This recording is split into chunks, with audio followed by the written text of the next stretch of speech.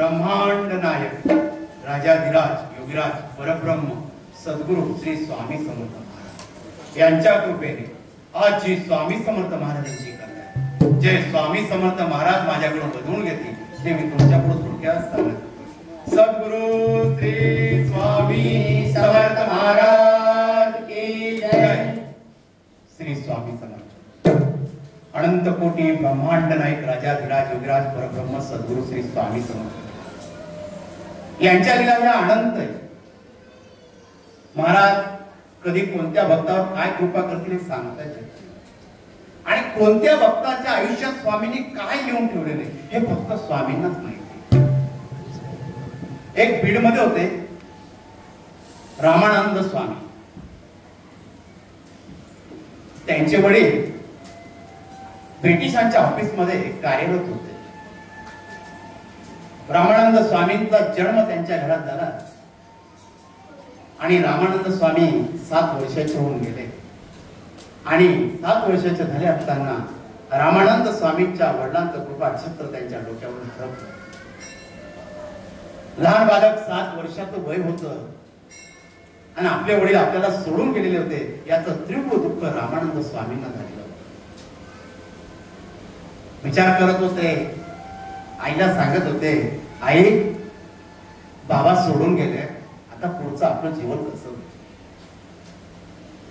दोघं मायले एकमेकाजवळ बसून आपल्या गेलेल्या बापाचं गेलेल्या नवऱ्याच्या आठवणी काढून रडत होते। दोघांच्या मनामध्ये तोच विचार यायचा, आपले बाबा आपल्याला सोडून गेलेले, आता पुढचं आयुष्य कसं काढावं? कारण की बापाचं कृपा छत्र हरवल्यावर त्या मुलावर काय भीती त्या मुलाला माहित असते। दोघांचा विचार चाललेला होता आणि त्या ब्रिटिशांकडून एक पत्र आलं की रामानंद स्वामींच्या आईला ब्रिटिशांकडून 200 रुपये दर वर्षाला मानधन दिलं। त्यावेळेस त्यांच्या आईने ते मानधन स्वीकारण्यात नकार दिला। दोघं जण आयुष्य काढू लागले आणि रामानंद स्वामींच्या 10 वर्ष झाल्यानंतर मनामध्ये इच्छा झाली की पंढरपूरच्या दर्शनाला जावं। ते पंढरपूरला दर्शनाला आले।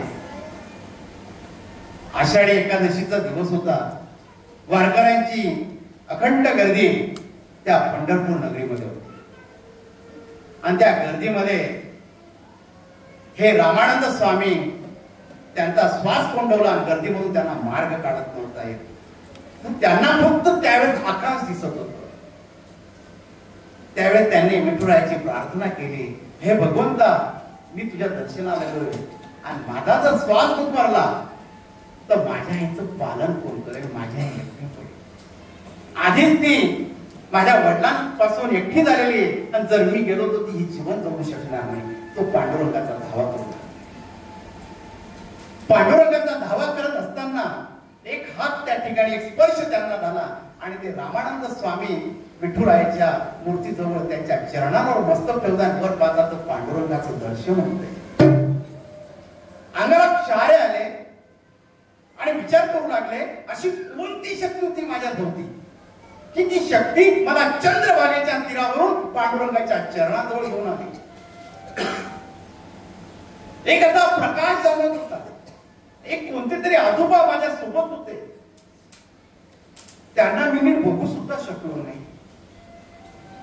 पांडुरंगाचे पाय घट्ट पकडले आणि पांडुरंगाला सांगताय, माझे बाबा मला सोडून गेले, तू तरी मला सोडू नको, माझ्या सोबत राहा पांडुरंगा। आणि दर्शन करून बाहेर आले आणि चंद्रभागेच्या तीरावर उभे राहिले आणि आवाज देऊ लागले, माझे बाबा कुठे? ज्या बाबांनी मला स्पर्श केला, पांडुरंगाच्या चरणांवर जवळ नेऊन ठेवलं, ते बाबा कुठे? आणि त्या विचारात ते जाऊ लागले।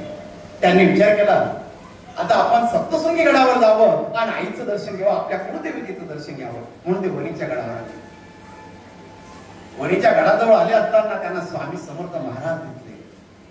तेच रूप त्यांना जाणवू लागलं, जो स्पर्श मला तो यांचाच झालेला आहे। महाराज सुंदर असे स्मित हास्य करून रामानंद स्वामींकडे बघताय आणि इकडे बाळा म्हणू लागले, आणि सप्तशृंगी मातेच्या दर्शनाला महाराज त्यांचा हात धरून उभे केले। सप्तशृंगी मातेच्या समोर रामानंद स्वामींना स्वामी समर्थ महाराज विडा देताय, सांगताय बाळा आईला विडा भरव. रामानंद स्वामी आपल्या हातातला विडा त्या ब्राह्मणाकडे देत आहे. तो ब्राह्मण सांगतोय हा विडा ह्या स्वामीने तुम्हाला भरायला लावला. त्या सप्तशृंगी मातेच्या मुखामध्ये हे रामानंद स्वामी 10 वर्षाच्या असताना मातेच्या मुखामध्ये विडा भरत आहे. सुंदर असं दृश्य होतं त्या ठिकाणी. सर्व पुजारी बघत होते की हा बालका बरोबर जी तेजस्वी मूर्ती आलेली की आपलं भाग्य त्यांचं दर्शन होत आहे. सप्तशृंगी मातेच्या मुखामध्ये तो विडा भरवण्यात आला. महाराज आता सप्तशृंगी मातेला सांगताय माये जगदंबे माझं लेकरू माझं बाळ आलेलं आहे, त्याला प्रसाद देणार का नाही तू? त्या खाली हात पाठवणार. सप्तशृंगी मातेकडे स्वामी समर्थ महाराज बघतात आणि रामानंद स्वामींना स्वामी महाराज सांगतात अरे झोळी फैलव, आईचा प्रसाद येईल. दोन्ही हात त्यांनी सप्तशृंगी मातेजवळ फैलवले आणि मातेच्या मुखातला जो विडा आहे त्या रामानंद स्वामींच्या हातामध्ये पडला. डोळ्यामध्ये अश्रू वाहू लागले. सप्तशृंगी मातेकडे बघू लागले, स्वामींकडे बघताय. तो प्रसाद जो विडा तो ते ग्रहण करताय आणि आजूबाजूला पाहताय तर स्वामी महाराज गुप्त झाले. गडावरून पायऱ्या उतरताना प्रत्येक ठिकाणी ते स्वामींचा शोध घेत आहे, पण स्वामी कुठेही दिसत नाही. परत ते पुण्याला आपल्या घरी आले आणि झालेला वृत्तांत त्यांनी आपल्या आईला सांगितला. आईला आनंद झाला, एक तेजस्वी व्यक्ती माझ्या मुलाला भेटली या ठिकाणी. आणि रामानंद स्वामी आता 10 ते 11 वर्षाचे होत आले तेव्हा आईने विचार केला की आपल्या लेकराचं आता आपण लग्न करून द्यावं. म्हणून रामानंद स्वामींचं एक लग्न सुंदर मुलीशी लग्न करण्यात आलं आणि सुंदर असा संसार दोघांचा चालू लागला. त्यावेळेस रामानंद स्वामींना स्वामींचा आशीर्वाद मिळाला होता म्हणून त्यांनी ठरवलं की आपण काहीतरी धंदा करावा. म्हणून द्रव्याचा व्यापार त्यांनी चालू केला आणि आयुर्वेदाचा व्यापार चालू केला. आणि व्यापारामध्ये यश येऊ लागलं, पैसा येऊ लागला. नंतर सोनं कसं घडवावं याची युक्ती प्राप्त केली आणि सोनं घडवू लागले आणि असंख्य पैसा येऊ लागला. आता पैसा आला, माणसाची बुद्धी ही ढासळली जाते, मनामध्ये अनेक विचार यायला लागतात आणि माणसाला कोणतं तरी व्यसन हे त्याला चालून येतात. तसं रामानंद स्वामींना एका नर्तिकेचं व्यसन लागलं. ते कायम एका नर्तिकेचा नाच पाहायला जाऊ लागले आणि त्या नर्तिकेसोबत राहू लागले. रोज रात्री 12, 1, 2 वाजता येऊ लागले. पत्नी वाट पाहत राहायची आणि रामानंद स्वामी नर्तिकेकडून आल्यावर पतीशी बोलत नव्हते. पतीला त्याचं वाईट दुःख वाटत. माझा नवरा एका नर्तिकेकडे जातो. त्यामुळे दोघांमध्ये वाद होऊ लागले. आता रामानंद स्वामींनी त्या नर्तिकेला वचन दिलं मी तुझ्याशी लग्न करणार आहे. पण मनामध्ये प्रश्न येऊ लागले, जर मी नर्तकीशी लग्न केलं तर माझं पहिलं लग्न झालेलं आहे तर काय करावं, ते विचारांमध्ये गोंधळून गेलेले होते. आणि ह्या विचारामध्ये पत्नी आपली दुःख करत होती, देवाऱ्याजवळ बसलेली होती आणि विनंती करत होती दत्त महाराजांना की माझ्या नवऱ्याला ह्या नादातून बाहेर काढा. रामानंद स्वामी नर्तकीच्या प्रेमामध्ये इतके डुबले होते की आता बाहेर निघणं शक्य नव्हतं. एक दिवस विचार करत असताना त्यांना निरोप आला की तुमचं ज्या नर्तकीवर प्रेम आहे तिला सर्पदंश झाला आणि तिचा मृत्यू झाला. ही गोष्ट जेव्हा रामानंद स्वामींना कळाली त्यावेळी ते जमिनीवर कोसळून पडले. आता ते दुःखामध्ये राहू लागले की ते मनामध्ये विचार करू लागले आता जीवन जगणं आपल्याकडे शक्य नाही, वैराग्य असला पाहिजे. त्यांचं मन आता कुठेही लागू नाही लागलं. ते वेड्यासारखे फिरू लागले आणि त्यामध्ये त्यांना रामदास बुवा रस्त्यामध्ये भेटले आणि ते त्यांना एवढंच बोलले, अरे काय वैराग्य प्राप्त करतो, तुझ्याकडून शक्य नाही. अरे तुझ्याकडे धन एवढंय, त्या धनामध्ये तू गुंतलेला आहे, काय तू वैराग्य प्राप्त करशील. त्यावेळेस रामानंद स्वामी त्यांच्याकडे बघू लागले, मी वैराग्य प्राप्त करेन. आणि त्यावेळेस ते जिद्दीला भेटले. हनुमंताची सेवा करू लागले.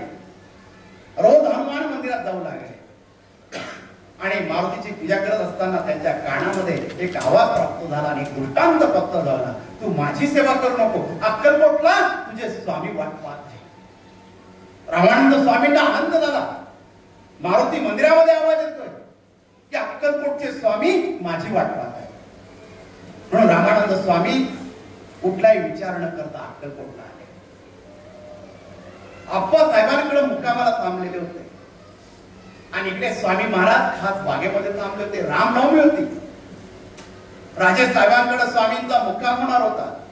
स्वामी महाराज 5 दिवस तिथं थांबणार होते आणि इकडे रामानंद स्वामींनी मनामध्ये विचार केला, मी जेव्हा स्वामींचं दर्शन घेत नाही तेव्हा पाण्याचा कण सुद्धा मी ग्रहण करणार नाही, पाण्याचा थेंब सुद्धा ग्रहण करणार नाही, अन्नाचा कण सुद्धा खाणार नाही. हा पर घेतला आणि आप्पासाहेब त्यांना सांगू लागले, रामानंदा अरे कसला विचार करतो, स्वामी 5 दिवसांनी येणार आहे, 5 दिवसात पाणी पिणी पिणार नका नाही. रामानंद स्वामी बोलू लागले, आप्पासाहेब मला स्वामींचं दर्शन घ्यायचंय, त्यांनी मला अक्कलकोट मध्ये बोलवलेलं आहे, त्यांचं दर्शन झाल्याशिवाय मी पाणी कसं पिणार. माझ्या मनामध्ये भावना अशी आहे, पहिले मला स्वामींचं दर्शन घ्यायचंय, तो ब्रह्मांड नायक मला बघायचा आहे, त्याशिवाय मी पाणी ग्रहण करू शकत नाही. आणि आप्पासाहेब समजत होते. इकडे स्वामी महाराज राज दरबारामध्ये बसलेले असताना स्वामींना तळमळ जाणू लागली, माझा भक्त रामानंद अक्कलकोट मध्ये आलेला आहे, मला त्याला भेटायला गेलो. महाराजांनी शिपायांना आदेश दिला आणि द्वारपालांना सांगितलं, दार उघडा, मला माझ्या भक्ताला भेटायला जायचं. आणि त्या द्वारपालांना राजाने आदेश दिला होता, स्वामी सांगतील तरी दार उघडायचं नाही, म्हणून ते दार काय उघडत नव्हते. महाराज रागावले, पण द्वारपाल काय ऐकत नव्हते. स्वामी महाराज तिथून मुक्त झाले आणि ह्या रामानंद स्वामींसमोर प्रगट झाले. रामानंद स्वामी बसलेले होते, ते स्वामींच्या चरणांकडे बघता बघता स्वामींच्या मुखाकडे बघताय, डोळे दिपावलेले होते. ब्रह्मांड नायक त्यांच्या समोर उभा होता. हजारो सूर्य एकत्र आले असा प्रकाश तेजोमय स्वामींचा दिसत होता आणि त्या स्वामींकडे हात जोडून स्वामींचा प्रकाश तेजोमय आपल्या डोळ्यामध्ये भारवत आहे आणि महाराजांकडे बघताय. स्वामी, लहान बालक असताना तुम्ही मला भेटला स्वामी, आज त्या स्वामींनी मला इथं बोलवलं. त्या पंढरपूरला हरवलेलं जे बालक होतं त्याला हाताला स्पर्श करून पांडुरंगाच्या चरणी ठेवणारा जो आजोबा होता तो माझ्या समोर उभा आहे, तो ब्रह्मांड नायक उभा आहे. सप्तशृंगी माते समोर जो प्रसाद देणारा होता, जो मी प्रसाद भक्षण करणार होतो, तो प्रसाद देणारा तो ब्रह्मांड नायक माझ्या समोर उभा आहे आणि स्वामींचे चरण घट्ट पकडताय, महाराजांची सेवा करू लागले. महाराज बोलले, घरी जा, पत्नीकडे लक्ष दे, नंतर आपली भेट होणार आहे, काळजी करू नकोस. रामानंद स्वामींनी स्वामींचं दर्शन घेतलं आणि आपल्या घरी परत आले. पत्नीला सर्व वृत्तांत सांगितलं, आईला सांगितलं. काही दिवस घरी राहिल्यावर आता मनामध्ये एकच प्रश्न लागला, मला स्वामी बरोबर आहे. त्यांची बेचैनी आता वाढत चाललेली होती, कारण की एकदा जर गुरुची ओढ लागली ना शिष्याला, ती कधीच स्वस्त बसू देत नाही. कारण त्या शिष्याला फक्त गुरुची ओढ लागते, माझा गुरु आणि मी. तशी ओढ ह्या रामानंद स्वामींना लागलेली. त्यांनी आईला विचारलं, आई मी स्वामी दर्शनाला. आईने होकार दिला. पत्नीला विचारलं, पत्नीने हो म्हटलं, कारण की पतीचे गुण पाहून पत्नीला आनंद झालेला होता का माझा पती कुठेतरी सुधरला. म्हणून रामानंद स्वामी अक्कलकोटला आले आणि स्वामींची सेवा करतात. एक दिवस संध्याकाळची वेळ होती. महाराजांचं जेवण झालं आणि महाराज निद्रा करण्यासाठी आपल्या वटवृक्षाच्या छायेमध्ये झोपले होते. डोक्याखाली हात ठेवला होता स्वामी महाराजांनी आणि दोन्ही पाय सरळ होते आणि त्यांच्या चरणाजवळ रामानंद स्वामी बसलेले होते. रामानंद स्वामी स्वामींचे चरण दाबत होते. चरण दाबता दाबता स्वामींनी डोळे मिटले आणि मनामध्ये विचार केला, या रामानंदाची आता परीक्षा घेतली पाहिजे, हा स्वामींनी मनामध्ये विचार केला. रामानंद स्वामी स्वामींचे पाय चपताय आणि स्वामीकडे परीक्षा घेत आहे. स्वामींच्या मांडीमधून एक नाग निघतोय, तो रामानंद स्वामींकडे फराड ओढवतोय आणि फुसफुस करतोय. पण रामानंद स्वामींमध्ये एवढी जिद्द होती की मी स्वामींची सेवा करतोय आणि सेवा करता करता मला मरण आलं तर त्याच्यासारखं भाग्य माझं नाही, म्हणून ते स्वामींचे पाय कसे दाबत आहे. आणि तो साप मुक्त झाला आणि स्वामी महाराज डोळे उघडताय. अरे बहुत बड़ा जिद्द राक्षस है तू, डरता नहीं है, हमारी सेवा कर रहा है, मेवा मिलेगा तुझे. आणि स्वामी महाराज कदा कदा हसू लागले. आणि त्यावेळेस स्वामी महाराजांनी आपला हात उचलला आणि रामानंद स्वामींच्या मुखामध्ये मारला. मुखामध्ये मारलेला असताना रामानंद स्वामींना समाधी लागली. त्या ठिकाणी ते समाधीमध्ये गेले. 7 ते 8 तास ते समाधीमध्ये होते. आणि ज्यावेळेस ते समाधीमधून बाहेर आले तर आपल्या समोर ब्रह्मांड नायक तेजस्वी रूप दाखवतोय. दत्त अवतारामध्ये उभा आहे. जे अजाणुभूत रूप आहे, जे दर्शन आहे ते मला देत आहे, तेव्हा ते स्वामींचं दर्शन घेत आहे. तेव्हा मनामध्ये एक इच्छा तीव्र त्यांच्या मनामध्ये झाली की महाराजांकडून गुरु दीक्षा घ्यावी. आणि भानावर आल्यावर स्वामींचं रूप बघताय आणि मनामध्ये विचार करताय आणि स्वामींना सांगताय, स्वामी मला गुरु दीक्षा द्या. स्वामी म्हणताय, तुझे गुरु दीक्षा जरूर मिलेगी, पहिले हमें भोजन चाहिए. महाराजांसाठी भोजन तयार करतो. महाराजांकडे तो नैवेद्य आणतो. महाराज नैवेद्य ग्रहण करताय. परत हा स्वामी समोर जातोय. महाराज मला दीक्षा हवी है. दीक्षा मिलेगी, भोजन तो मिल गया, पर दक्षिणा कहा तूने दिया हमें दक्षिणा दे दो, फिर हम तुझे दीक्षा दे देंगे. तेव्हा रामानंद स्वामी सांगता, महाराज तुम्हाला काय दीक्षा हवी? पहिले मला वचन दे, मी जी दीक्षा मागेल ती तुला द्यावी लागेल. रामानंद स्वामी बोलू लागले, महाराज तुम्ही जे सांगाल ते मी वचन द्यायला तयार आहे. स्वामींच्या हातामध्ये रामानंद स्वामींनी हात ठेवला आणि स्वामींना वचन दिलं, महाराज तुम्ही जे मागाल ते मी तुम्हाला द्यायला तयार आहे. मी वचनात बांधील राहील. स्वामी महाराज महाराज सांगतात, तुझं ऐश्वर्य, तुझं धंदा पाणी सर्व त्याच्यात पाणी सोड,